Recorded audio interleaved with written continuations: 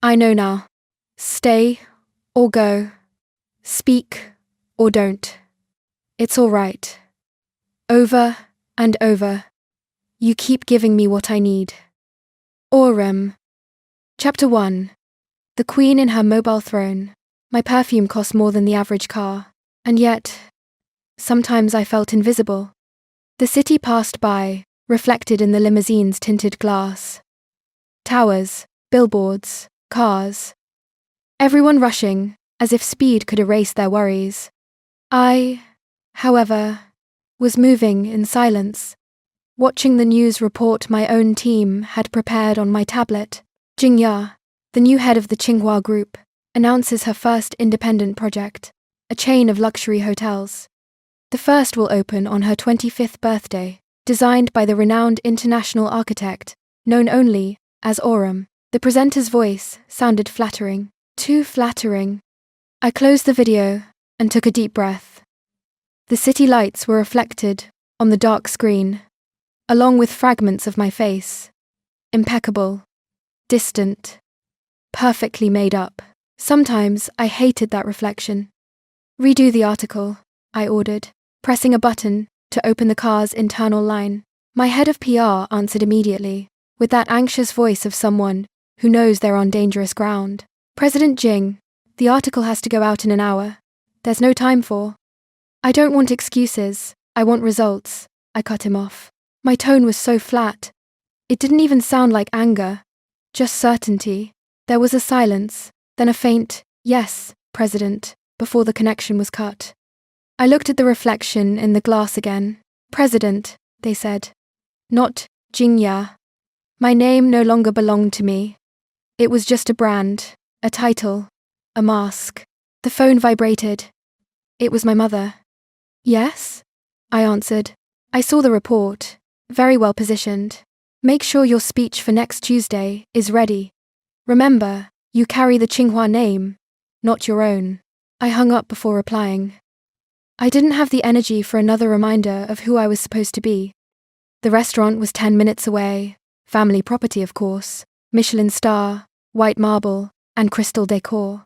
It was the ideal place for an important meeting. And, honestly, to catch my breath. I arrived earlier than scheduled. Employees rushed to open the door, bowing with almost choreographic precision. I walked in, without smiling. It wasn't necessary. The bar was empty. I ordered a cocktail. For the first time all day, the silence belonged to me. That's when I saw him. At one of the tables, by the window, a man was sitting alone, looking out at the ocean. He wasn't wearing a suit, or an expensive watch, or the nervous demeanor of an important client. Just ordinary, unbranded clothes, and a motorcycle helmet on the table. A delivery guy, I surmised. I frowned. In this restaurant, delivery personnel had to wait at the back entrance. I discreetly informed the waiter. The young man approached the biker. Speaking in a polite voice, the supposed delivery guy looked up. For an instant, our eyes met. There was no anger in his gaze, no annoyance, just something I couldn't decipher. A calmness that disarmed me inside. He stood up without a word, took his helmet and a thick leather folder, and left. Without looking back, I didn't understand why I kept watching him go, or why my chest felt so strange. Only a few minutes passed before my employees, 3 of them, entered like a swarm of perfume and fake smiles. President Jing, Aurum arrived a while ago. They say he was here early, one said. Where? I asked, with a bad feeling. The waiter led them to the table where the delivery guy had been sitting. I felt the air catch in my throat. Call him, I ordered. One of them dialed a number. A faint buzz sounded on the table. The cell phone was vibrating, right there, where the helmet had been.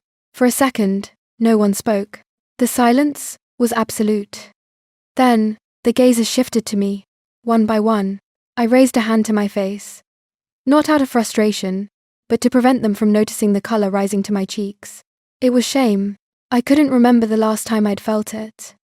My reputation as the Ice Queen didn't allow mistakes, and I had just thrown the most coveted architect in the world out of the restaurant.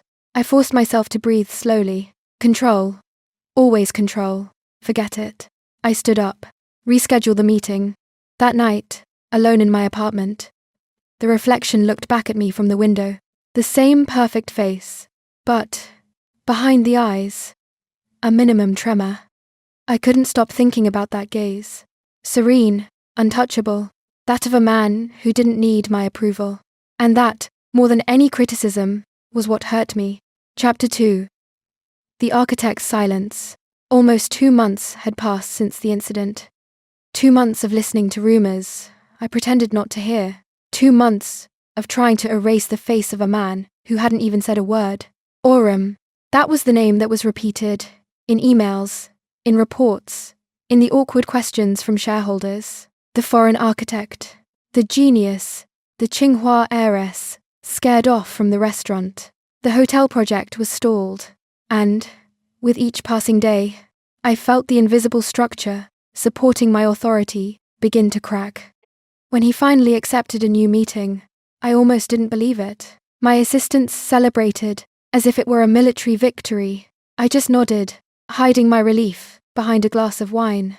I wasn't going to let one mistake dictate my legacy. I decided this time the meeting would be at a different restaurant, less ostentatious, more neutral. It was a practical decision, but also an emotional one. I couldn't bear to step foot in the place where I had mistaken him for a delivery guy. I arrived 20 minutes early. I had everything under control, or so I wanted to believe. President Jing, one of my employees, said, bowing slightly. Mr. Aurum has just confirmed his arrival. My chest tightened. I checked my reflection in my phone screen. Perfect makeup. Neutral expression.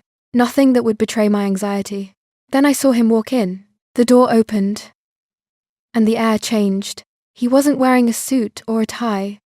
Just a dark leather jacket, a white shirt unbuttoned halfway, worn jeans, and hiking boots. There was something different about him. Something earthy, manly, seasoned, with a shadow of a beard that said, I didn't have time to shave, and I still look better than all your partners combined. It wasn't the calculated charm of the pretty boy looking for approval. It was the calmness of someone who needs no one.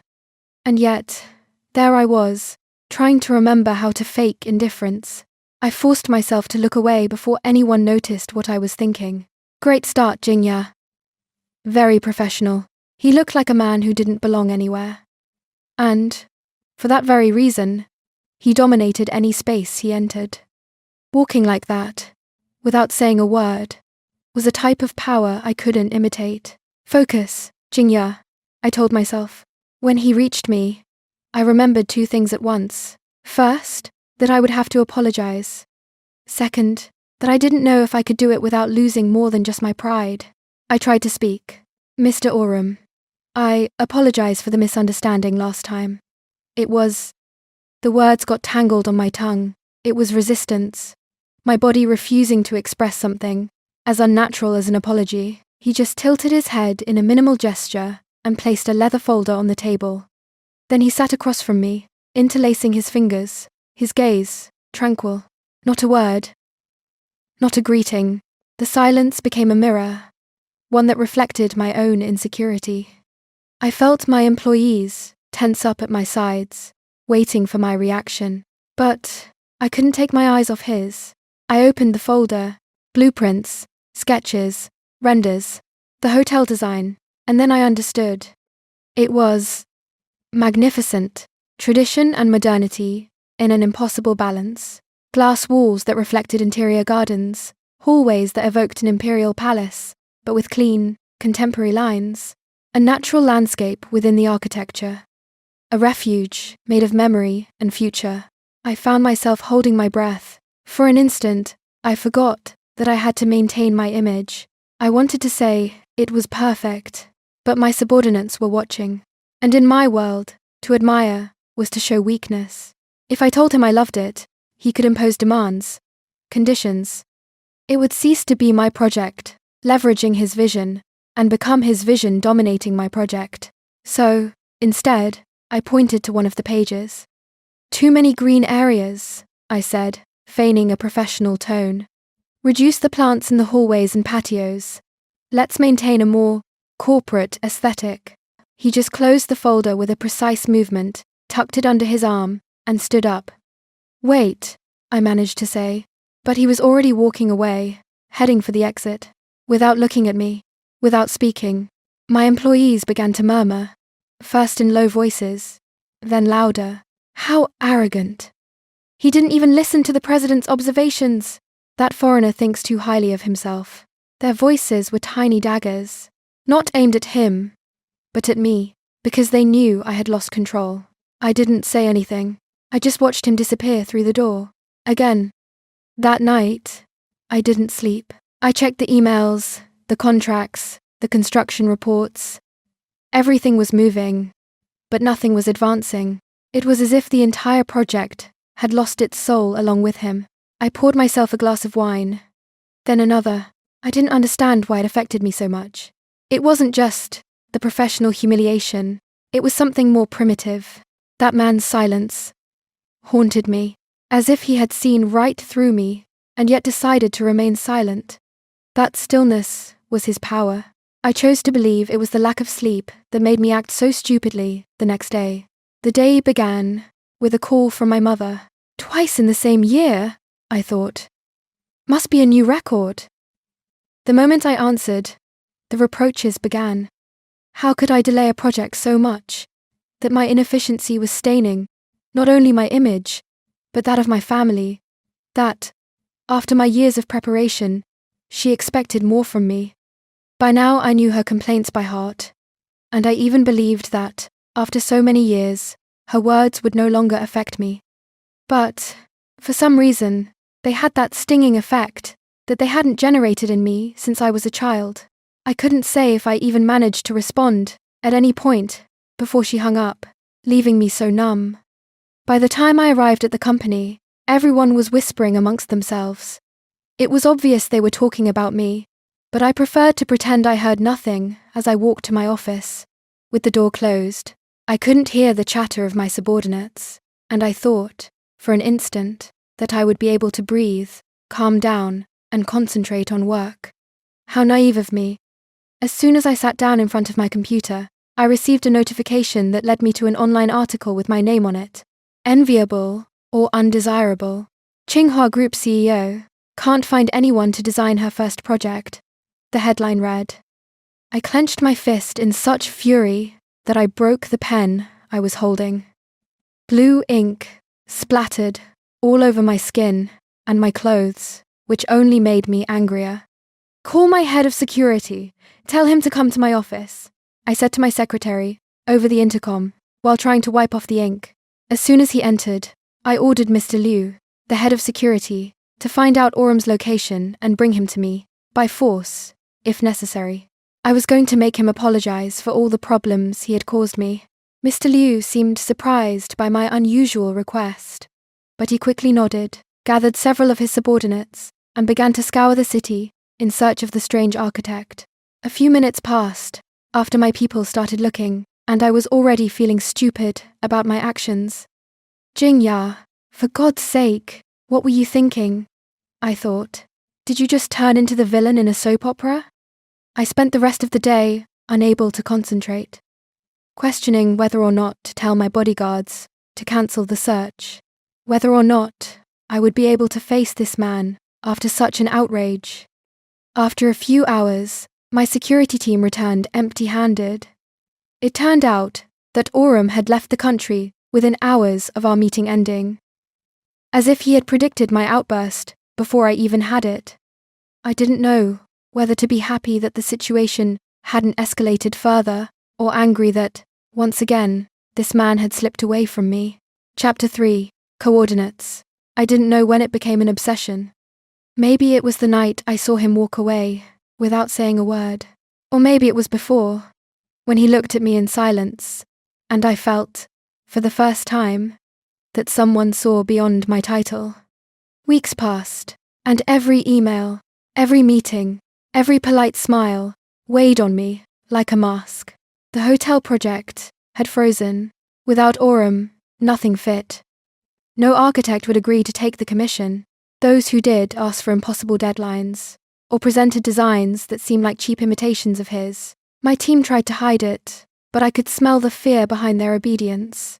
They knew I had lost more than just a collaborator. I had lost control. Frustration kept me awake. One night, in my empty office, I remembered the phone Aurum had left at the restaurant, the same one he never claimed. I took it out of a drawer, plugged it into the charger. The screen lit up. There were no personal photos, no messages, no common apps. Just a black background, with one folder, Aurum design, and a single number saved in contacts. I dialed. The tone rang 3 times before an automated voice answered in a language I didn't recognize. Silence. I hung up. I checked the images inside the folder again. There was only one photograph, a green hillside under a pale sky. Nothing more. But something caught my attention. I zoomed in on the image. On the hillside, almost imperceptible, tiny windows were visible, doors carved into the rock, a house inside the earth. I couldn't explain it, but I knew he was there. The next morning, I hired a young man my technology department had recommended, a professional player of those games where they guess locations from photos. I showed him the image. "Can you tell me where this was taken?" I asked. He frowned, moving the cursor over a virtual map. "It's not easy. But those rock formations and the type of grass, they look like South America. Be more specific." "I'd say the Andes, near Cusco, Peru." Cusco? It didn't make sense. What would a world-famous architect be doing hiding in the middle of the Andes? The guy gave me approximate coordinates and smiled. "There you have it. If it's not there, it's close." I didn't hesitate. I booked the flight that very afternoon. The journey was long. As the plane took off, I looked at the city spreading out beneath the clouds. For the first time in years, I was leaving without anyone's permission. No security team, no assistants, just me. During the flight, I thought about the absurdity of it all. A CEO traveling to another continent for a man she barely knows, a man who doesn't even speak. If anyone found out, it would be a scandal, but I couldn't stop. I tried to sleep, but my mind kept repeating scenes. His gaze, his hands, the dry sound of the folder closing, the way he ignored me, as if my authority had no weight on him. Every memory ignited a spark of rage, and another of curiosity. Upon arrival, I rented a car. The air was different, thin, cold, transparent. The mountains looked ancient, eternal. The road vanished between curves and grasses. As I drove, the landscape became wilder. When the GPS signal dropped, I knew I had to continue on foot. I got out of the car, still in my office clothes. Heels, tight skirt, jacket, a useless urban armor on that terrain. Each step sank my shoes into the mud. The sun burned the back of my neck. The wind lifted my hair, tangling it. Even so, I kept walking, too far to go back, too close to give up. The silence of the mountain was absolute. Only the sound of my breaths, the insistent beat of my heart. Then I saw him, a figure in the distance, next to a split log, chopping wood with an axe, his torso bare, his skin tanned by the sun. Every movement was precise, rhythmic, almost hypnotic. It was him. Aurum. Relief flooded me first. Then, anger. "Do you know how hard it was to find you?" I shouted, without thinking. He lifted his head, surprised. "You left a pending contract, a multi-million-dollar project, a corporation waiting." No response, just that same imperturbable gaze, as if my words were wind. I kept talking, climbing the hill. "And all because you couldn't handle a criticism. What kind of professional?" A sudden pain shot through my leg, a violent cramp. I screamed, losing my balance. The world spun. Before I fell, I felt a pair of firm hands grip my waist. The warmth of his skin, his breath near my ear. We stayed still, too close, too conscious. "A cramp," I managed to say. embarrassed. He nodded, and without a word, he lifted me into his arms. I didn't protest. I couldn't. His strength was quiet, controlled. He carried me to a semicircular door, excavated into the hill. A house, camouflaged in the earth, just like in the photo. The interior was simple. Stone walls, light wood furniture, a lit stove. Minimalist, silent, timeless. He settled me on a sofa, placed a stool in front of me, and pointed to my leg, asking for permission with his gaze. I nodded. He carefully removed my shoes. His fingers touched my foot, pressing gently. The pain subsided. Then he took out a jar of oil, poured it into his hands, and began to massage my calf. We didn't speak, only the sound of the fire and my shaky breathing. I tried to maintain a conversation, anything to restore normality. This hotel, I said, was my first project. It had to be perfect. I couldn't fail. He remained silent, focused on my tense muscles. You don't understand the pressure on me. What it means to be a Jing. The heat rose up my leg. When his hands reached my thigh, the air became dense. I swallowed. His gaze lifted, seeking mine. For a second, I hesitated. Then I nodded. The massage continued. Every touch was a contained fire. And before I could think, I kissed him. I don't remember who moved first after that. Only that the world ceased to be cold. Chapter 4. The Stillness.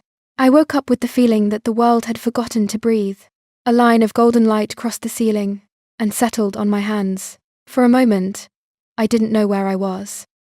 Then the smell of wood and smoke reminded me of everything. The kiss, the silence, him. I sat up slowly. The bed was rough, the air cold. Aurum was gone. A faint sound came from the other room. Something boiling. I stayed still, listening. Every sound seemed to have weight. The scrape of metal, the crackle of firewood, the tapping of steam on a lid. Everything ordered, precise, as if silence itself obeyed his hands. He appeared by the door, holding a steaming bowl. His gaze met mine. He didn't say anything. He just placed it on the table and waited. I took the soup. The broth was clear, warm, with a flavor I couldn't name. Simple, real, nothing like the perfect food from my chefs in Shanghai. I tried to speak, to ask something, anything, but his presence annulled my words. It was as if every phrase I imagined turned out to be unnecessary. So I just nodded, in silence, and kept eating. Days passed without a single verbal exchange. He went out early, working with wood or stone. I watched him from the window, not daring to interrupt. His body moved with the precision of someone listening to something the rest couldn't hear. I tried to help. I held boards, cleaned tools, carried buckets of water. When I made a mistake, he would approach and correct my hands, placing them where they should be. His fingers were warm, hard, calm. I breathed faster, trying not to show it. Never had a gaze weighed so much. At night, I read under an oil lamp. His eyes moved slowly, concentrated, as if every line held a hidden meaning. I sat across from him, pretending to read, though all I did was study him, the shadows the fire drew on his face, the impossible calm of someone who doesn't need to speak to exist. There was a moment, I don't know if it was the third or fourth night, when he looked up and found me staring. I didn't look down, neither did he, and that small silence became more intimate than any conversation. The fourth day, it rained relentlessly. The sound of water against the roof was so loud it seemed like a drum. I watched him go out to secure the wood outside. The wind almost pushed him, but he didn't stop. I followed him, driven by something I didn't even understand. The mud covered my shoes, the cold bit my legs. I grabbed a rope and tied it next to his. When he saw me, he shook his head, trying to make me go back. I smiled, soaked. Then, for the first time, I heard him laugh. Not a clear sound, but a brief exhalation, a vibration barely audible that the wind carried away. And yet, it was enough to fill me with warmth. That night, the fire was the only thing moving. He approached, offered me a blanket, I took it.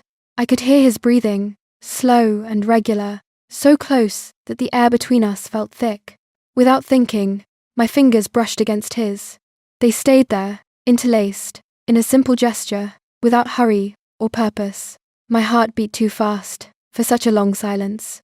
At dawn, everything was clearer. The sky, the air, and also my mind. I knew I couldn't stay. The world I belonged to wouldn't forgive me for disappearing. There were contracts, boards, reputation, and yet, the idea of returning was unbearable. He walked me to the car. There were no words, no prolonged glances, no promises.